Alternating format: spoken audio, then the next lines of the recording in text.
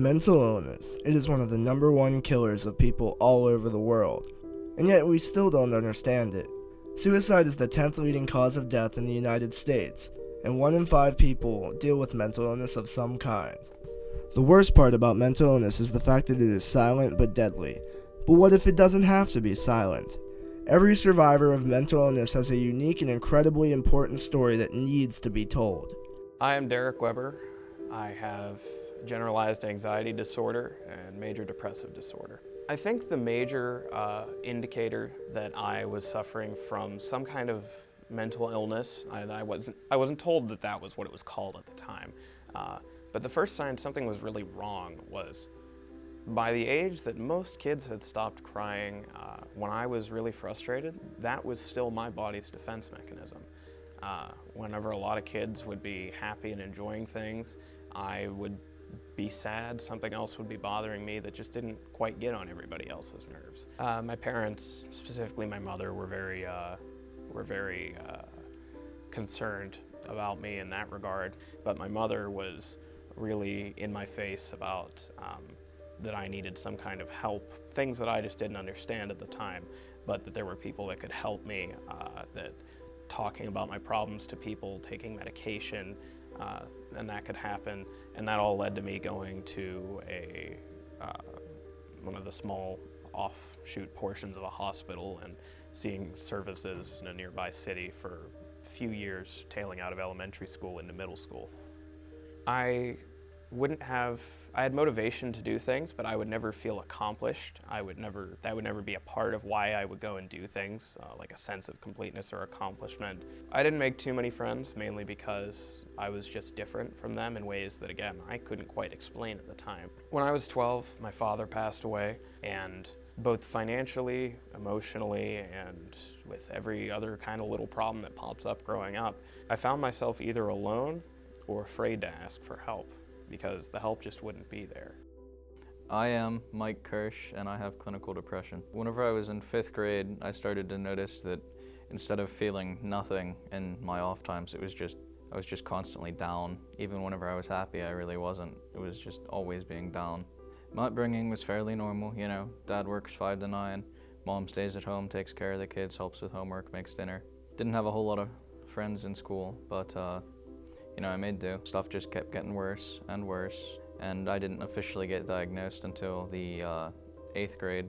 What happened is that I went from the class clown and top of my class without trying to dropping down, barely passing or even failing. I didn't make jokes, I didn't talk, I didn't do much of anything. I just sort of sat there. My parents noticed after a while. They didn't quite understand what was wrong with me. Led to a lot of fights between me and my parents, and then eventually they took me to see a psychologist, and we talked about some stuff and started seeing him somewhat regularly. I coped with it by eating excessively, and I just eat and eat and eat and eat for hours every night, and doing things that I knew would get me in trouble. My parents, or just things that I wouldn't even have considered doing before, just because I wanted to feel something other than what I was constantly feeling. All throughout the 7th grade, I didn't do much. I just kind of existed and spent every day weighing the pros and cons of ending it all. I am Krystle, and I have depression and anxiety. I am 35 years old. I have a husband, and I'm a professional dog trainer. I first started experiencing symptoms of depression when I was around 12 or 13. At the time, I didn't understand what it was. My parents didn't really know what was wrong, and so I went through most of my childhood with this feeling of loneliness and despair, and sort of brushing it off as, that's what teenagers go through. Everything's awkward when you're a teenager. And so I was 25 when I was diagnosed, and then later was also diagnosed with anxiety and panic disorder. I went through a period of time from about 16 to 18 where my depression was hitting a peak, and my home life wasn't good. I had a lot of trouble with my family, and I remember a time when my mother and I were fighting, and I took a knife and held it to my wrist, and I started to cut, and I threatened right there to kill myself. And I didn't realize till I had done that I actually didn't see that as a bad idea. It started for show, but then I thought, like I could just do this, and then I don't have to deal with all of this negative, thoughts in my life and the self-hatred. What actually made me go and get a diagnosis was my now husband and then best friend, two people who, were with me every day, basically had an intervention. They cornered me and they said, this is not you, this is not normal, you need to go somewhere and get some help, get some medication. You don't have to live this way anymore.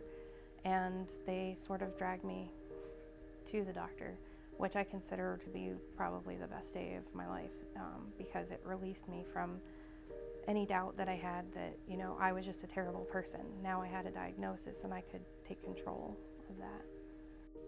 Hi, I'm Sam, and I have generalized anxiety disorder, panic disorder, borderline personality disorder, clinical depression, seasonal affective, and disruptive mood disorder. For me, I knew that I had problems ever since I was about 9-10 years old. However, I didn't really tell anyone until my mom found out that I had been self-harming. We did have a lot of family history of illness. My grandmother had a suicide attempt. My other grandmother had a lot of anxiety issues. So it was never really something that was foreign. However, I was the first that I know of that really struggled with things such as self-harm. I had an eating disorder for a long time. I struggled with anorexia nervosa from the time I was 11 years old to about 15 to 16 years old. I started self-harming when I was 10 or 11 years old. I was very young. I remember being not even in junior high yet, and I had already began hurting myself. Relatively recently, I actually had to go to the emergency room and get stitches on my wrist because I had wounded myself so badly. I have been admitted to an inpatient psychiatric ward twice in my life. The first time that I was admitted, I hadn't done anything, but I had planned to attempt suicide, and I ended up breaking down and telling my mom. I remember just going to her and just crying and saying, "Mom, I need help. I don't feel safe with myself." I do believe it helped me the first time, because at that point in my life, I felt very alone. I didn't know of really any other people that had been struggling with things, either to the magnitude that I had or in the ways that I had. I didn't really know many kids that were already diagnosed with depression at the age of like 12, 13. So whenever I got to meet people that were, I think that is what really helped me to move past some things such as, denial. That was the first time. However, whenever I was only 16 years old, that was about 3 years later, I had to be readmitted. It was just about before I turned 17 years old. And this time it was because of a suicide attempt. So I had attempted to overdose on pills. I took a very, very large amount of my antidepressants. I remember looking up on the internet what to expect when you overdose. I wanted to know what was going to happen. I wanted to know what was going to hurt, what wasn't going to hurt. I wanted to know how quick it would be. Suicide can be seen as a selfish thing, but for me it was never a selfish thing. It was trying to make other people's lives easier, trying to take away some of that constant stress.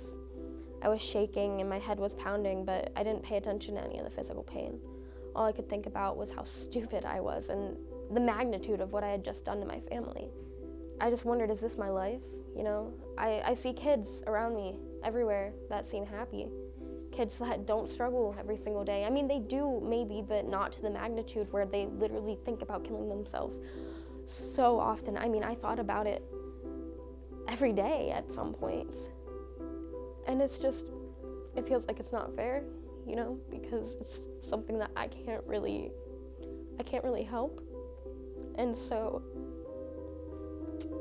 knowing that this was my life, that this was the card I'd been dealt, and there was nothing I could do about it.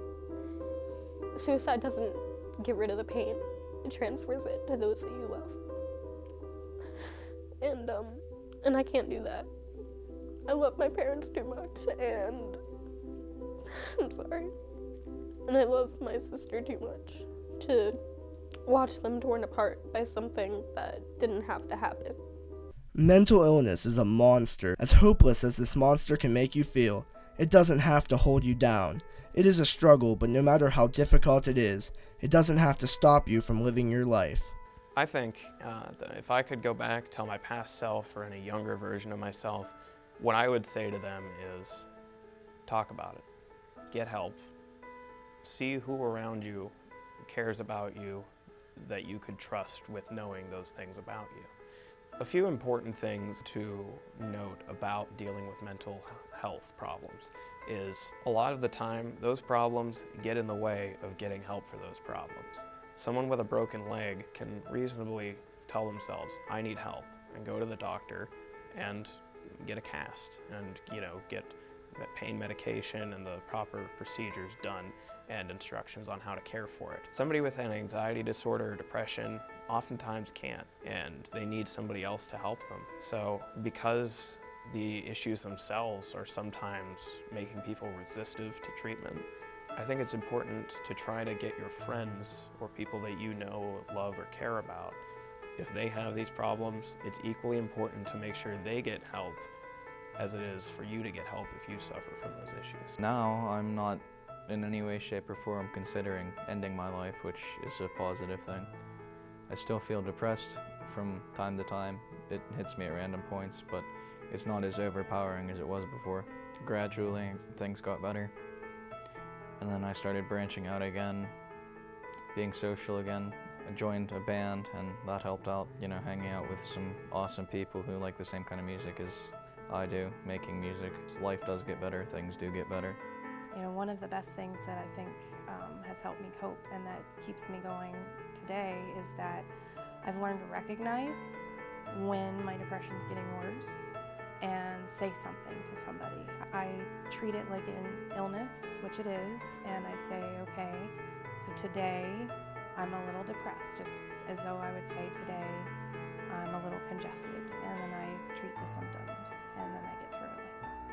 I have a happy, wonderful marriage, and my husband doesn't necessarily always understand how I'm feeling, but he knows that I'm feeling that way. And so having that much and knowing that he is willing to accept that has given me a lot more confidence and the ability to take it easier on myself. That's probably the best part of my life is the people that I've found. That keeps me going. You need to understand that it doesn't make you weak to have a mental illness. If anything, you're stronger for having to deal with it. What I would just want everybody to know is that you're just not alone.